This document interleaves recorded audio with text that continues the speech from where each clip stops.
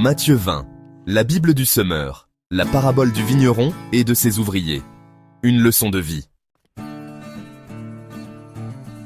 Voici en effet à quoi ressemble le royaume des cieux. Un propriétaire sort le matin de bonne heure afin d'embaucher des ouvriers pour travailler dans son vignoble. Il convient avec eux de leur donner comme salaire une pièce d'argent pour la journée. Puis, il les envoie dans sa vigne. Vers 9 heures du matin, il sort de nouveau et en aperçoit d'autres qui se tiennent sur la place du marché sans rien faire. Il leur dit « Allez aussi à ma vigne, et je vous donnerai ce qui est juste. Vous aussi, allez travailler dans ma vigne, et je vous paierai correctement. » Ils y vont, confiants et pleins d'espoir. Il sort encore vers midi, puis vers 3 heures de l'après-midi, et, chaque fois, il agit de la même manière. Enfin, étant ressorti à 5 heures du soir, il en trouve encore d'autres sur la place. Il leur dit « Pourquoi restez-vous ici toute la journée sans rien faire ?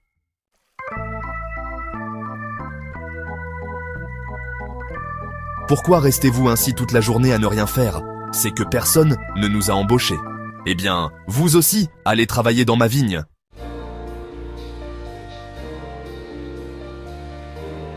Le soir, le propriétaire du vignoble dit à son administrateur « Fais venir les ouvriers et donne-leur la paye. Tu commenceras par ceux qui ont été engagés les derniers, pour finir par les premiers. » Les ouvriers embauchés à 5 heures du soir se présentent d'abord et touchent chacun une pièce d'argent. Le crépuscule enveloppe le vignoble, ajoutant une touche de sérénité à la scène. Puis vient le tour des premiers engagés. Ils s'attendent à recevoir davantage, mais eux aussi touchent chacun une pièce d'argent. Lorsqu'ils la reçoivent, ils manifestent leur mécontentement à l'égard du propriétaire. Ils murmurent entre eux, se sentant lésés. « Ceux-là sont arrivés les derniers, disent-ils. Ils n'ont travaillé qu'1 heure, et tu leur as donné autant qu'à nous qui avons travaillé dur toute la journée sous la forte chaleur. C'est injuste. »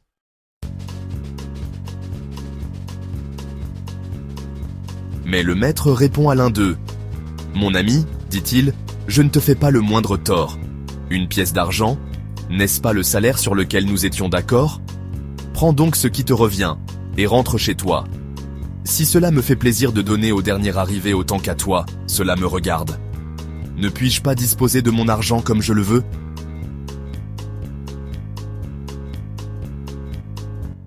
Ou bien, m'en veux-tu pour ma bonté ? Voilà comment les derniers seront les premiers, et comment les premiers seront les derniers. Une leçon de vie intemporelle.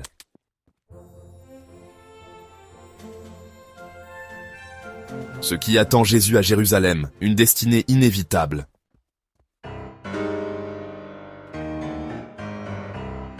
Alors qu'il montait à Jérusalem, Jésus prit les 12 à part et leur dit, en cours de route, « Voici, nous montons à Jérusalem. Le Fils de l'homme y sera livré aux chefs des prêtres et aux spécialistes de la loi. Ils le condamneront à mort et le remettront entre les mains des païens pour qu'ils se moquent de lui, le battent à coups de fouet et le clouent sur une croix.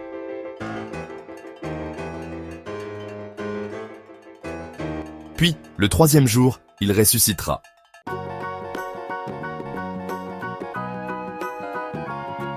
Grandeur et service. Alors, la femme de Zébédée s'approcha de Jésus avec ses fils. Elle se prosterna devant lui pour lui demander une faveur. Jésus écouta attentivement. « Que désires-tu » lui demanda-t-il. Elle lui répondit « Voici mes 2 fils. Promets-moi de faire siéger l'un à ta droite, l'autre à ta gauche, dans ton royaume. »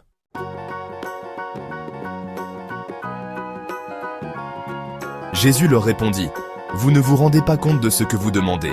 Pouvez-vous boire la coupe que je vais boire ?»« Oui, lui répondirent-ils, nous le pouvons. » Jésus les regarda et dit, « Vous boirez bien ma coupe. » Alors Jésus reprit, « Vous boirez en effet ma coupe, mais quant à siéger à ma droite ou à ma gauche, il ne m'appartient pas de vous l'accorder. Ces places reviendront à ceux pour qui mon Père les a préparées. » Ainsi parla Jésus, enseignant ses disciples.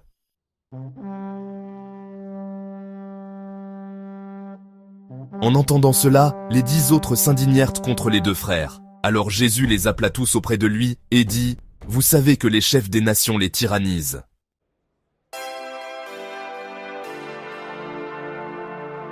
Vous savez ce qui se passe dans les nations.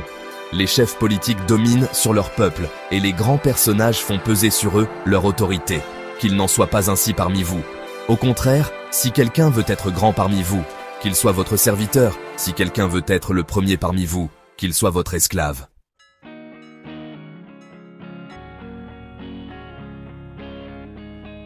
Car de même, le Fils de l'homme n'est pas venu pour se faire servir, mais pour servir, et donner sa vie en rançon pour beaucoup.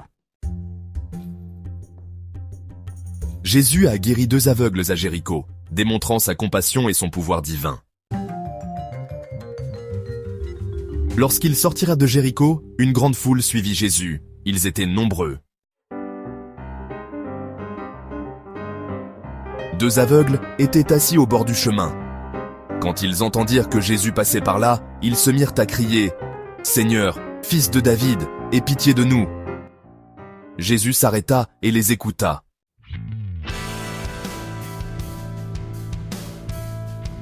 La foule les rabroua pour les faire taire, mais ils se mirent à crier de plus belle « Seigneur, Fils de David, aie pitié de nous !» Ils criaient encore plus fort, implorant la miséricorde.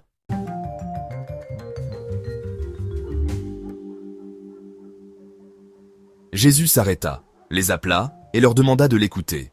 « Que voulez-vous que je fasse pour vous ? Seigneur, répondirent-ils, que nos yeux s'ouvrent, nous voulons voir. »